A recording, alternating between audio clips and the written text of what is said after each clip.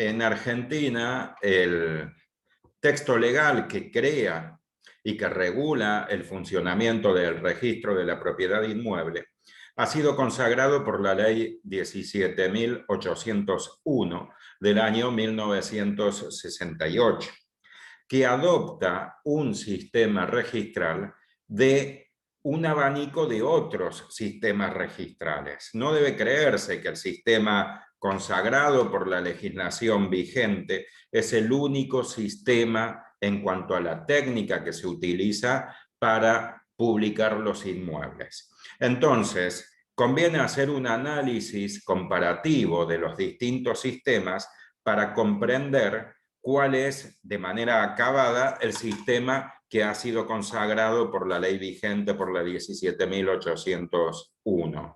Comparto una pantalla con un gráfico. Se observa ahora que, tal como se dijo, referido a los distintos sistemas registrales, puede decirse que existe un sistema de folio real y, por oposición, el sistema de folio personal. Véase que, tal como se indica en la parte que ahora se destaca, en el sistema de folio real se registran los asientos teniendo en cuenta al inmueble, es decir, al objeto. Por el contrario, en el sistema de folio personal se registran los asientos teniendo en cuenta al sujeto, es decir, al titular del derecho real. En los efectos prácticos, significa que en cada registro se abre un folio, que es una carpeta, y esa carpeta va a tener por título, es decir, va a estar destinada a informar respecto del objeto, o sea, respecto del inmueble en el sistema de folio real o respecto de la persona en el sistema de folio personal. Entonces, en el sistema de folio real se abre una carpeta para todos los inmuebles. Por ejemplo, para el predio Cito en la calle Cucha Cucha 2020 de la Ciudad Autónoma de Buenos Aires, hay una carpeta. Otra carpeta para el predio Cito en la calle Cucha Cucha 2022 de la Ciudad de Buenos Aires, es decir, para el predio Lindero. Otra carpeta para el predio Lindero, y así sucesivamente. Por el contrario, en el sistema de folio personal se abre una carpeta o un folio por sujeto, es decir, hay una carpeta de Juan Pérez, otra carpeta de José García, otra carpeta de Pablo Ramírez. Como se observa en el artículo 11 de la ley que rige, que es la número 17.801, se consagra el sistema de folio real, por eso está destacado con rojo. La norma establece que la matriculación de los inmuebles en el registro, se refiere, se efectuará destinando a cada inmueble un folio. Y un folio en los efectos prácticos es lo siguiente, ahora lo muestro en la pantalla. Es una hoja que se van acumulando y se forman carpetas. En el sistema de folio real, véase que en el título de la hoja, donde ahora se recorre con el cursor, se indica cuál es el inmueble. Es un lote de terreno ubicado en Dolores y se indica los datos que forman la nomenclatura catastral. En el sistema opuesto, en el sistema de folio personal, cada carpeta lleva por título el nombre del sujeto. Entonces, en nuestro sistema se destina un folio a cada inmueble y en los asientos que son plasmados en la columna de la izquierda, que ahora recorro con el cursor, se indica quién es el sujeto titular y se van plasmando las distintas mutaciones de dominio. Es decir, primero era de Juan Pérez se lo vende a José García fallece y se transmite a su hijo Josecito García. Este es el sistema de folio real, lo cual no significa que el registro no lleve también un banco de datos que se llama registro personal o registro de personas, que permita conocer cuáles son los inmuebles de titularidad de una persona. Por ejemplo, si es necesario conocer cuáles son los inmuebles de Juan Pérez o de José García, sea para abrir su proceso sucesorio, sea para pedir medidas cautelares, puede pedirse al registro el listado de los inmuebles de José García o de Juan Pérez. Pero una vez que se tiene ese listado y se conoce cuáles son los inmuebles, hay que pedir los informes de esos 3, 4 o 5 inmuebles que tenga esta misma persona y luego con esos informes acreditar en el juzgado, ejemplo para el sucesorio, para pedir embargos o en el lugar que se deba acreditar la titularidad. El segundo sistema puede consistir en el sistema que se llama de la inscripción o de la transcripción. Véase que en el sistema de la inscripción, es decir, el primer sistema, la documentación que se lleva al registro, esto es las escrituras, y quizás las órdenes judiciales y eventualmente algún acto administrativo. Esta documentación se anota mediante un extracto de la parte importante, por eso se inscribe. El sistema opuesto es el sistema de la transcripción, en el cual la documentación es copiada literalmente, con lo cual las carpetas, los folios, se hacen extensos. En Argentina, por eso está destacado con rojo, se adopta el sistema de la inscripción. Véase que el artículo 2 de la ley 17.801 dispone que de acuerdo con lo dispuesto en los artículos que han sido consagrados por el Código Civil y Comercial de la Nación, en los mencionados registros se inscribirán o anotarán según corresponda y luego se alude a los documentos, es decir, escrituras, órdenes judiciales y actos administrativos. Véase que se utiliza el término inscribirán, con lo cual consagra el sistema de la inscripción. Vuelvo al folio real para ejemplificar cómo se procede al sistema de la inscripción. Véase que se consagra la titularidad, esto es la inscripción, mediante asientos. Acá donde indico con el cursor está el asiento 1, luego el asiento 2, luego el asiento 3. En los asientos solamente se consagra o se plasma un extracto del título. En el sistema opuesto, en el sistema de la transcripción, debe transcribirse toda la escritura, con lo cual, repito, los folios se hacen excesivamente extensos porque debe transcribirse todo el acto jurídico. Significa esto que en el sistema de la inscripción, que es el que rige en Argentina, cada uno de estos asientos está respaldado o está sostenido por el documento, la escritura, la resolución o el acto administrativo que ingresa al registro público de la propiedad inmueble. Vuelvo al cuadro principal. Luego, los sistemas opuestos son los que se conocen con el nombre de sistema declarativo o sistema constitutivo. Véase que depende de la función que desempeña el registro. Cuando es declarativa, el derecho real nace fuera del registro, es decir, el derecho real se constituye extrarregistralmente.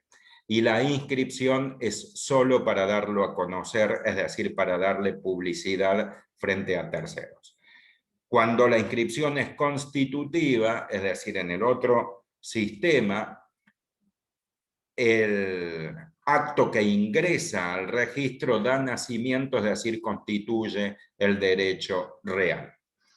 Véase que según el artículo 2 de la ley 17.801 se consagra el sistema declarativo, por eso está en rojo, que dispone que de acuerdo con la normativa del Código Civil y Comercial de la Nación, esto es en atención a la finalidad, para publicidad, oponibilidad a terceros y demás previsiones, se deben inscribir los actos jurídicos que ingresan al registro.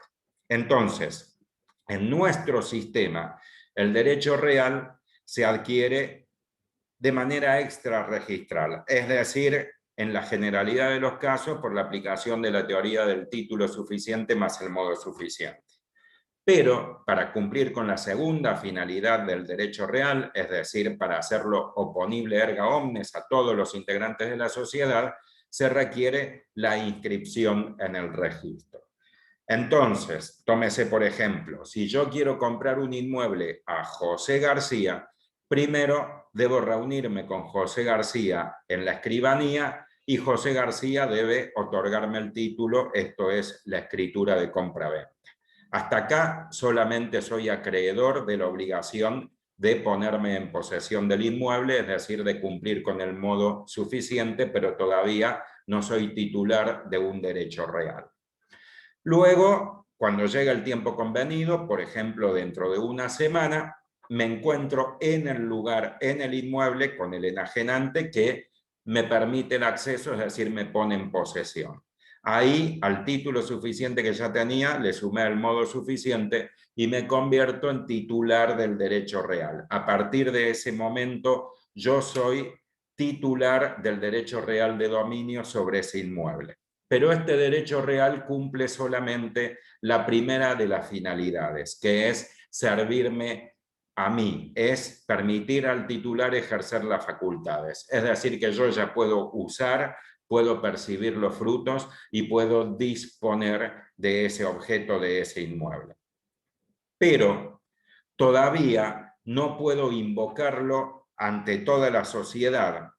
No puedo, por ejemplo, pedir un crédito y ofrecer como garantía hipotecaria ese inmueble porque no lo he publicado, no he dado a conocer mi titularidad del derecho real. Además, por ejemplo, ese inmueble no responde por mis deudas, puesto que no está inscrito a mi nombre, sino que sigue siendo objeto de agresión por parte de los acreedores del enajenante, del que me vendió a mí. Significa esto que si un acreedor de quien me vendió embarga ese inmueble, yo no voy a poder decirle este inmueble es mío, no le voy a poder oponer mi titularidad porque no lo he publicado. Entonces, luego de obtener el título y el modo y la consecuente adquisición del derecho real, debe publicarse para darlo a conocer a toda la sociedad. Y a partir de ese momento,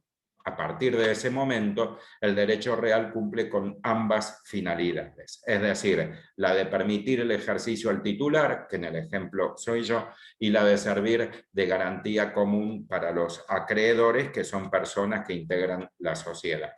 Por el contrario, en el sistema constitutivo, el derecho real se adquiere en el momento en el cual ingresa el título al registro. Es decir, en la generalidad de los casos con 3 pasos, no con 2.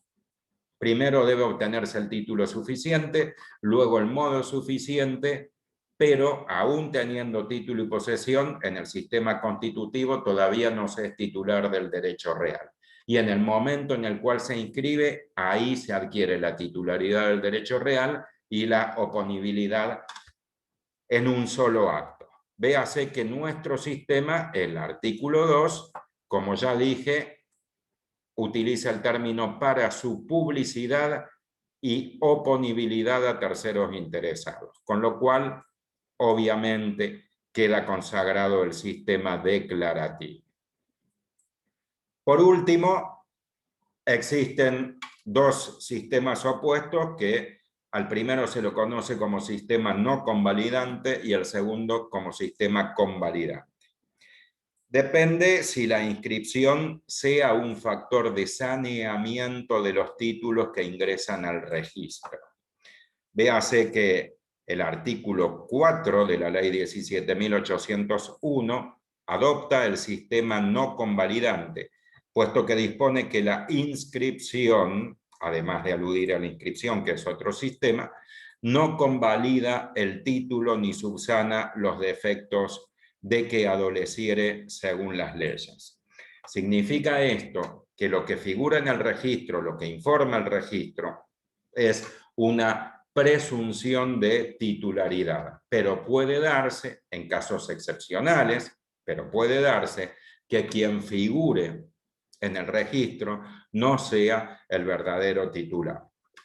Póngase por caso que yo compro un inmueble y luego lo publico, voy a figurar claramente que el titular dominial soy yo. Pero puede darse el caso que quien me transmitió el inmueble era una persona sin capacidad para disponer de sus bienes, por ejemplo, era una persona afectada en sus facultades mentales. Yo podré ser de buena fe si es que la demencia no era notoria, pero voy a ser poseedor sin titularidad del derecho real, puesto que ese acto jurídico es nulo. Entonces, el hecho que lo haya inscrito y que figure a mi nombre no sanea ese título nulo, por lo tanto, cuando se le designe un representante legal al enajenante, podrá pedir la nulidad del acto jurídico y podrá exigir el reintegro, es decir, la restitución del objeto, y por supuesto que deberá reembolsarme el dinero que pagué si fue un acto jurídico por título oneroso. Entonces, nuestro sistema, adoptado por la ley que ya mencioné, la 17.811, tiene estas 4 características. Es sistema de folio real por vigencia del artículo 11. Adopta el sistema de la inscripción, por lo que se dispone en el artículo 2.